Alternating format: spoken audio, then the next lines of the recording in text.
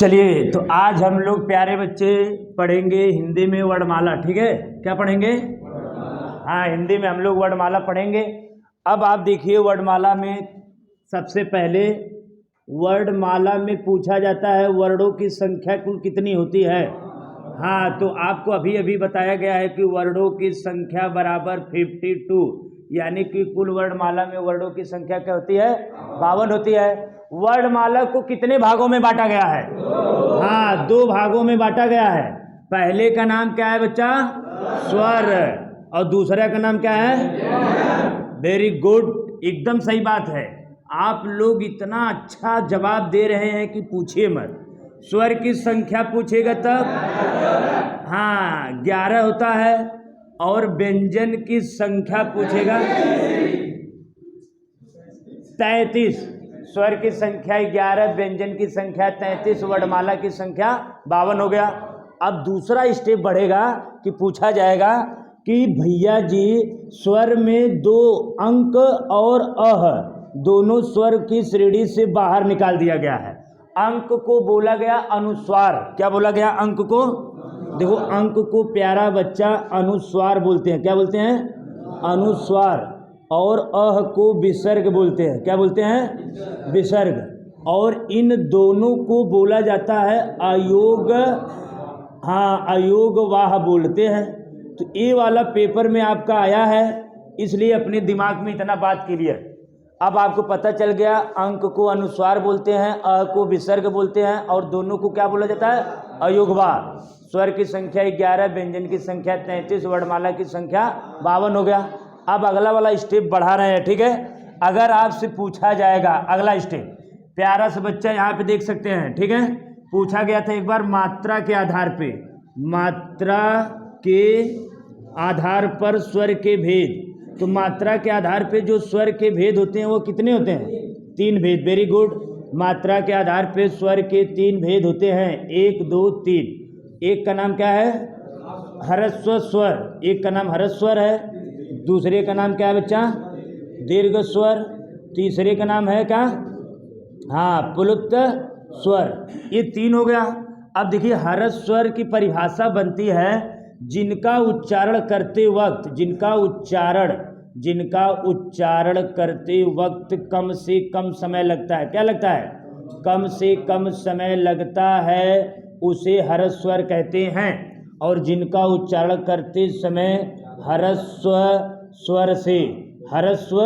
स्वर से अधिक समय लगता है। क्या लगता है भैया? अधिक समय लगता है, उसे हम लोग क्या कह देंगे?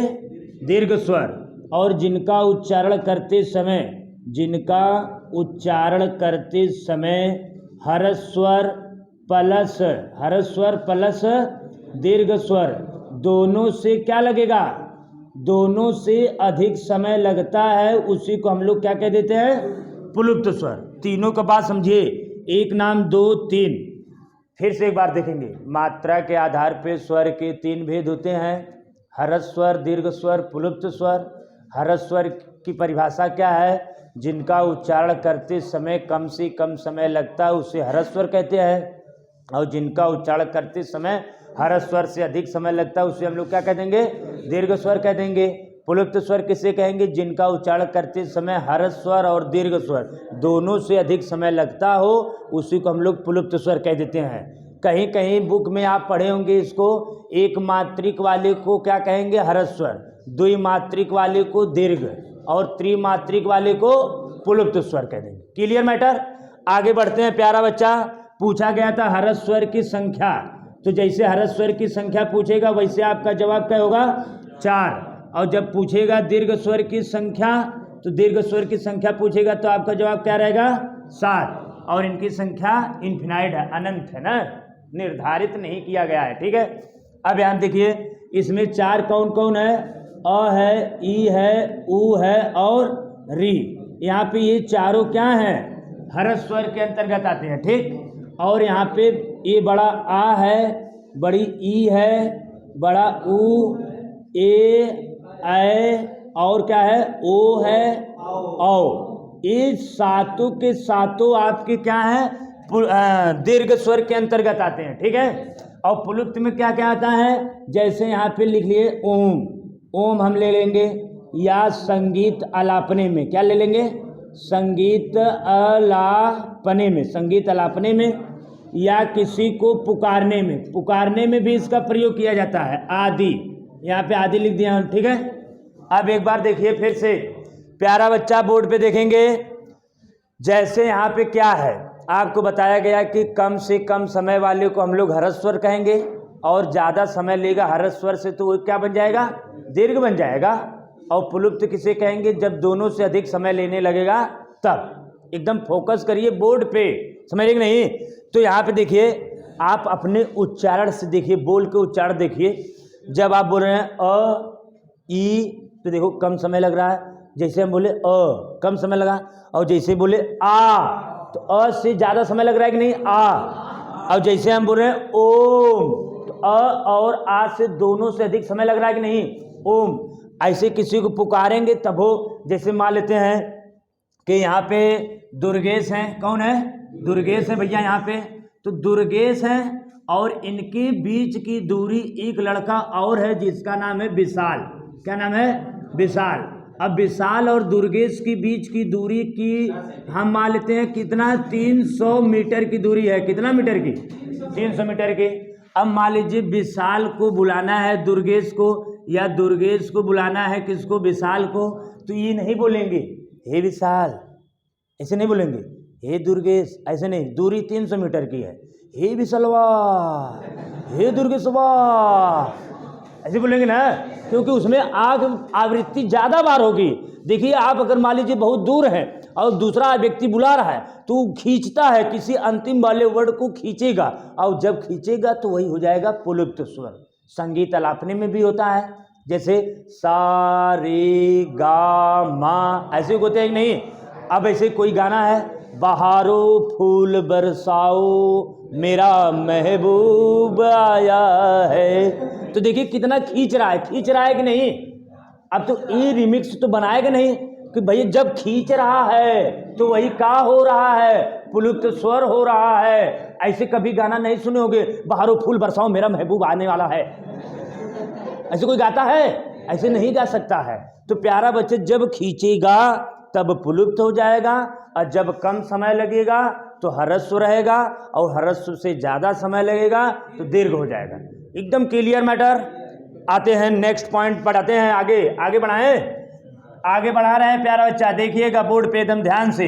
अगला वाला स्टेप बनता है कि उत्पत्ति के आधार पे स्वर के भेद, क्या है अगला, यहाँ पे हम लिख देते हैं उत्पत्ति, उत्पत्ति या मुखाकृति, मुखाकृति के आधार पे, उत्पत्ति या मुखाकृति के आधार पर स्वर के भेद, आधार पर स्वर के 4 भेद होते हैं। कै भेद होते हैं, 4 भेद। एक बात याद रखिएगा, उत्पत्ति या मुखाकृति के आधार पे स्वर के कै भेद हैं, 4 भेद हैं प्यारा बच्चा, यहाँ बोर्ड पे देख सकते हैं 4 भेद हैं।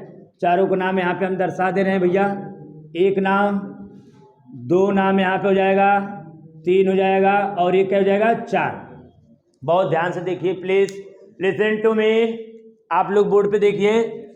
हाँ बता देंगे कायदे से बादल, इधर देखो, एक नाम है जिसका नाम क्या है, समृद्ध स्वर, क्या नाम है, समृद्ध स्वर, और दूसरे का नाम है अर्ध समृद्ध स्वर, क्या नाम है, अर्ध समृद्ध स्वर। तीसरा है प्यारा सा बच्चा विवृत स्वर, क्या है, विवृत, और चौथा है अर्ध विवृत स्वर। तो देखिए ये चारों के चारों पाठ किसके आधार पे है, उत्पत्ति या मुखाकृति के आधार पे। अब एक बार आप फोकस करिए कि अगर पूछा जाएगा उत्पत्ति या मुखाकृति के आधार पे स्वर के कितने भेद होते हैं, आप बोलिए 4 भेद होते हैं। कौन कौन, समृद्ध स्वर, अर्ध समृद्ध, विवृत स्वर, अर्ध विवृत। Matter clear. अगला नेक्स्ट पॉइंट बढ़ाते हैं प्यारा बच्चा, यहाँ आप देखिए नीचे, यहीं से हम एरो का चिन्ह मार के यहाँ पे दर्शा दे रहे हैं, ठीक है। जैसे पूछेगा जिह्वा के आधार पे, किसके आधार पे, जिह्वा के आधार पर, जिह्वा के आधार पर स्वर के भेद, स्वर के भेद। तो जिह्वा के आधार पे स्वर के भेद पूछेगा तो देखिए जिह्वा के आधार पे जो स्वर के भेद हैं प्यारा बच्चा, वो 3 टाइप के होते हैं। क्या प्रकार के होते हैं? 3 प्रकार के। जिह्वा के आधार पे स्वर के 3 भेद होते हैं। पहले का नाम क्या है? यहाँ पे तीनों को हम दर्शा दे रहे हैं, 1 2 3। एक का नाम है प्यारा बच्चा अग्र स्वर। क्या नाम है? अग्र स्वर। एक होता है पश्च स्वर। क्या होता है? हाँ, पश्च स्वर। एक होता है पश्च स्वर और एक क्या होता है? मध्य स्वर। तो आपको यहाँ तीनों देख सकते हैं, अग्र स्वर, पश्च और मध्य। अग्र का मतलब जिन स्वरों का यानी जिन वर्णों का उच्चारण करते समय मुख के अगले भाग से बोला जाता है उसे अग्र स्वर कहोगे। और मुख के पिछले हिस्से से बोला जाएगा तो पश्च स्वर हो जाएगा। और जब मुख के मध्य के यानी बीच के हिस्से से बोला जाएगा तो वही क्या हो जाएगा? मध्य स्वर हो जाएगा। एकदम बात क्लियर। एक स्टेप और बनता है जिसका नाम है प्यारा बच्चा, यहाँ पे आप देख सकते हैं, ओष्ठाकृति के आधार पे। किसके आधार पे? ओष्ठाकृति। ओष्ठाकृति के आधार पर स्वर के भेद। ओष्ठाकृति के आधार पर स्वर के भेद। स्वर के भेद। अगर आपसे पूछेगा कि ओष्ठाकृति के आधार पे स्वर के कै भेद होते हैं तो आपका जवाब होना चाहिए प्यारा बच्चा, ओष्ठाकृति के आधार पे स्वर के 2 भेद होते हैं। कै भेद होते हैं? 2 भेद। एक का नाम है विवृत स्वर। क्या नाम है? हाँ, विवृत स्वर। ठीक है। और एक का नाम क्या है? एक होता है वृत्त। इसको हम वृत्तमुखी के नाम से भी जानते हैं। किसके नाम से? वृत्तमुखी। यहाँ पे लिख देते हैं वृत्तमुखी। एक होता है वृत्तमुखी और एक होता है आवृत्तमुखी। वृत्तमुखी और आवृत्तमुखी। वृत्त को देखो गोली के नाम से जानते हैं और इसको कहते हैं अगोली। गोली, अगोली का मतलब क्या होता है? वृत्तमुखी का मतलब जिन वर्णों को उच्चारण करते समय हमारा मुख गोलाकार हो जाए। वृत्त का मतलब क्या? गोलाकार हो जाए। और गोली का मतलब भी गोलाकार हो जाए। आवृत्त का मतलब जब गोलाकार न हो, यानी जिन वर्णों का उच्चारण करते समय हमारा मुख वृत्ताकार घेरा बना लेता है तो समझ लीजिए वृत्तमुखी है, और वृत्ताकार घेरा नहीं बनाता है तो समझ लीजिए क्या है? आवृत्तमुखी है। एकदम बात क्लियर। आगे बढ़ते हैं प्यारा बच्चा। अब हम लोग बात करेंगे, देखिए अभी ये सब स्वर है, अभी सब स्वर की बात हो रही है। आगे हम बढ़ा रहे हैं तो मात्रा के आधार पे स्वर के 3 भेद होते हैं। कौन कौन होता है बताओ? हर्ष स्वर, दीर्घ स्वर, प्लुप्त स्वर। अगर पूछेगा जिह्वा के आधार पे, बोलो जी, जिह्वा के आधार पे स्वर के क्या भेद हैं? 3। कौन कौन? हाँ, अगर पूछा जाएगा कि भैया क्या नाम है, समृद्ध स्वर, अर्ध विवृत, अर्ध विवृत किसके आधार पे है? मुखाकृति या उत्पत्ति के आधार पे। अब आते हैं, देखिए एक पॉइंट इसमें और होता है बच्चा जिसका नाम है स्वरों का उच्चारण स्थान। स्वरों का उच्चारण स्थान। तो इसका उच्चारण स्थान होता है, स्वरों का उच्चारण स्थान क्या होता है? कोई बालक है, जैसे यहाँ पे जैसे आप जानते हैं अ है और आ है, इन दोनों वर्ण का उच्चारण स्थान आप बताइए, कोई बच्चा बोले। हाँ, इन दोनों का उच्चारण होता है क्या? कंठ से। इन दोनों का उच्चारण देखो कंठ से होता है। और फिर उसके बाद में ई और ई का उच्चारण किससे होता है? तालव्य से। तालव्य का दूसरा नाम तालु के नाम से भी लोग इसको जानते हैं। तालव्य को क्या कहते हैं? तालु भी कहते हैं। एक होता है री, और री का उच्चारण स्थान क्या है? मूर्धन्य। और मूर्धन्य को मूर्धा के नाम से भी लोग जानते हैं। किसके नाम से? मूर्धा के नाम से। और एक होता है उ और उ, इन दोनों का उच्चारण होता है प्यारा बच्चा किससे? ओष्ठ से होता है। ठीक। और एक होता है ए ऐ, और इन दोनों का उच्चारण स्थान होता है क्या?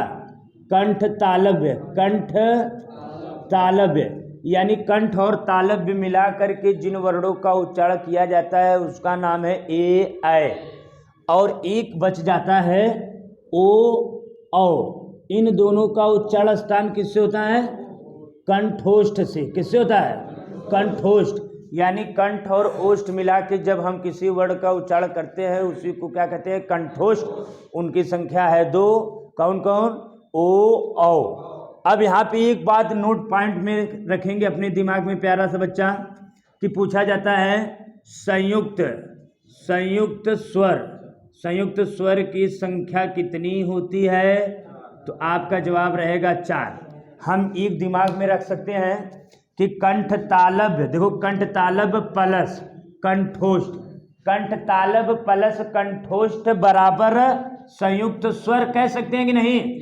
एकदम आराम से कह सकते हैं। अरे जो कंठ तालब है ये है और कंठोष्ठ है ये है, और इन चारों को आपस में जब मिला देंगे तो यही बन जाएगा का संयुक्त स्वर।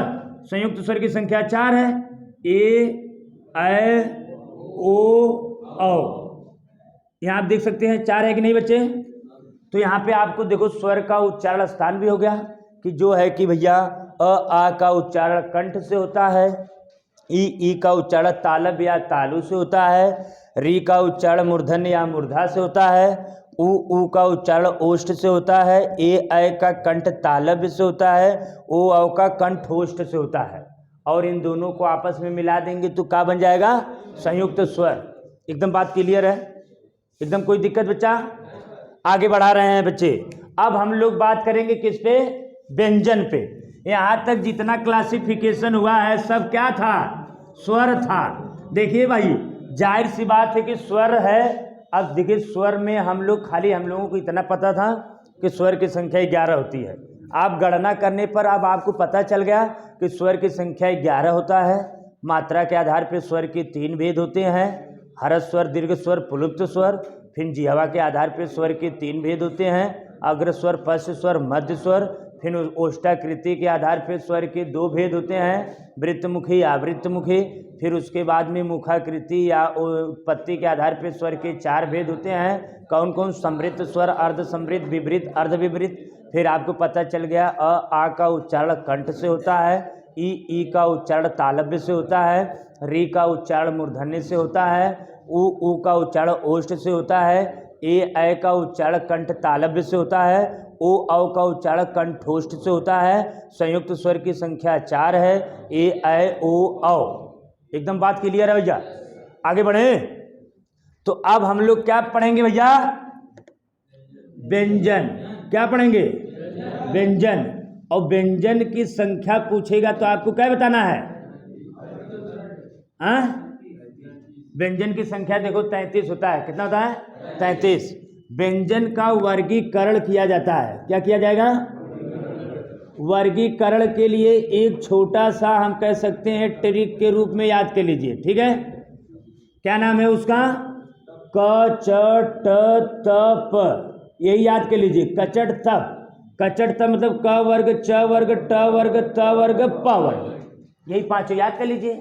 आप आके देख सकते हैं यहाँ पे पहला जो पॉइंट बनता है, पहला पॉइंट का मतलब प्यारा बच्चा कंठ बन जाएगा। क्या बन जाएगा? कंठ बन जाएगा। दूसरा का मतलब तालव्य बन जाएगा। क्या बन जाएगा? तालव्य। और तीसरा बन जाएगा क्या? मूर्धन्य। मूर्धन्य। और 4 नंबर क्या बन जाएगा? दंत्य। और 5वां क्या बन जाएगा? ओष्ठ। 5 नंबर बन गया। अब यहाँ पे आप देखिए दूसरा पॉइंट, इसमें क वर्ग का उच्चारण होगा। समझ रहे कि नहीं? जैसे यहाँ पे हम कह सकते हैं क वर्ग, ठीक। और इसमें क्या होगा? च वर्ग। क च ट वर्ग हो जाएगा। हाँ वेरी गुड। इसमें क्या होगा?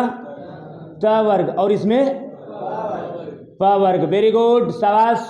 क वर्ग में आप जानते हैं कि क वर्ग में जो वर्ड होता है आपका होता है क्या? क ख ग घ अंगा। और इसमें इया। एकदम सही बात, गलत मत बोलो। आगे पढ़ो। टमाटर, वेरी गुड। और इसमें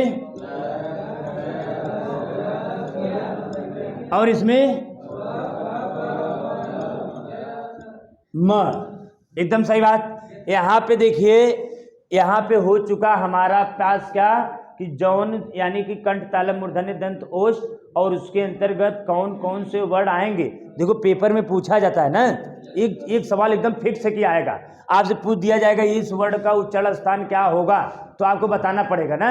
अगर नहीं बताएंगे तो फिर आपका क्या हो जाएगा भैया, गलत हो जाएगा। क्या हो जाएगा, गलत। तो आपका देखो, आप हम बार बार कह रहे हैं फोकस करो कहाँ, बोर्ड पे बता रहे हैं, नहीं तो अभी हम बताएंगे, अभी बताएंगे ना।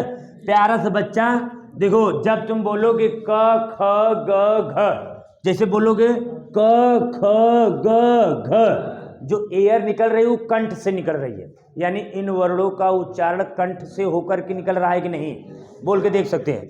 जैसे बोले तुम चरखा छाता जहाज झन्ना, जैसे बोले चरखा छाता जहाज, हमारी जिह्वा जो है हमारे तालु को स्पर्श करते हुए इन ध्वनियों को, इन वर्णों को बाहर फेंक रही है कि नहीं, बोल के आप देख सकते हैं बच्चे, ठीक है।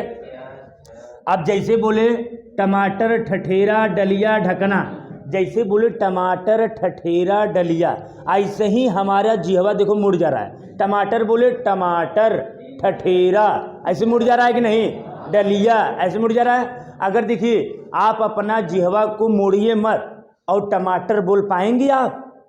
हाँ बोलिए बच्चों, टमाटर, हाँ, तब आप टमाटर ठठेरा नहीं बोल पाएंगे, तब आप बोलेंगे टमाटर थथेरा दलिया धतना अदमने तुतना।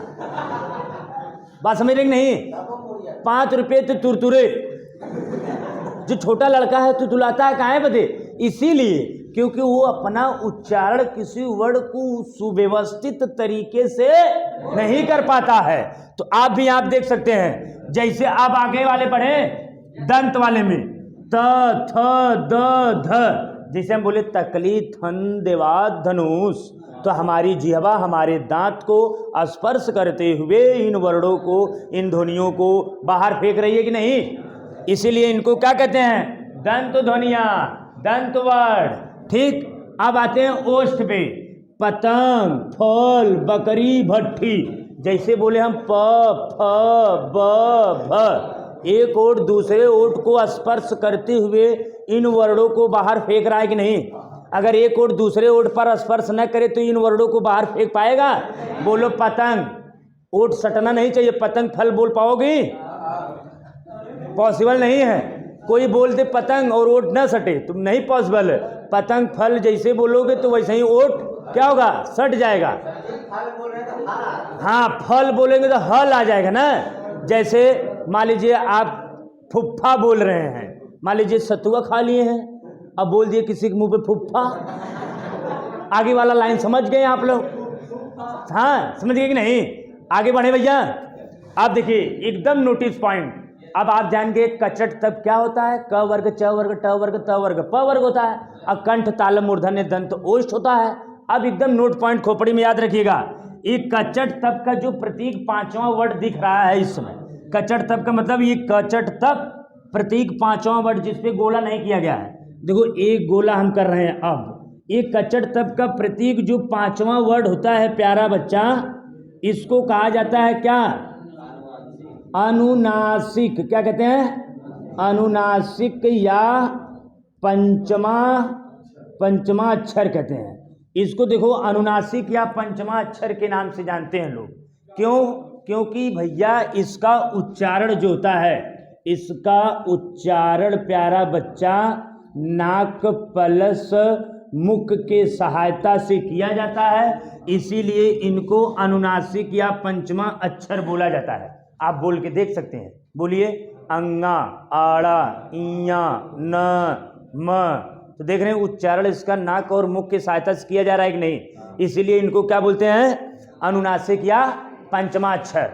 कोई दिक्कत? अब एक पॉइंट और नोट करके देखेंगे तो अपने दिमाग में एक पॉइंट यहाँ ऊपर हम नोट कर रहे हैं प्यारा बालक। देखिए पूछा जाता है परीक्षा में 3 बार आया है अब तक, स्पर्शी व्यंजनों की संख्या, स्पर्शी व्यंजनों की संख्या। तो आप देखिए यहाँ पे बोर्ड पे देखिए 1 2 3 4 5 6 7 8 9। अगर मान लीजिए ऐसे हम देख रहे हैं तो 5 हो रहा है, और ऐसे भी देखेंगे तो 5 होगा। तो 5 का गुणा जब 5 में हो जाएगा तो क्या निकल गया स्पर्शी व्यंजन की संख्या, 25, यानी स्पर्शी व्यंजनों की संख्या 25 हो गया। अगर पूछेगा निरानुनासिक की संख्या, निरानुनासिक की संख्या, तो देखिए अनुनासिक की संख्या क्या है आपके 5, तो 20 में से 5 निकाल दो, 25 में से 25 माइनस 5 निकालोगे तो क्या बच जाएगा 20, और यही 20 हो जाएगा किसकी संख्या, निरानुनासिक की। एकदम बात क्लियर। 25 यहाँ देखिए 1 2 3 4 5, फिर 1 2 3 4 5, 5 गुणे 5 बराबर 25 हो जाएगा हमारा स्पर्शी व्यंजन की संख्या। और निरानुनासिक की संख्या 25 में से 5 अनुनासिक की संख्या निकाल देंगे। अरे ये 5 अनुनासिक है ना, इसको निकाल देंगे तो ये जो बचा है ब्लैक गोला उसकी संख्या गणना करेंगे तो 20 हो जाएगा। इतना बात क्लियर है एकदम। आगे बढ़े, हम आगे बढ़ रहे हैं प्यारा बच्चा। अब देखिए एक होता है जिसका नाम है अंतस्थ व्यंजन। क्या नाम है, हाँ अंतस्थ व्यंजन। अगर आपसे पूछेगा अंतस्थ व्यंजन की संख्या कितनी है प्यारा बच्चा, तो क्या बताएंगे 4 है। Very good. कौन कौन, य र ल व, यही देखो 4 है।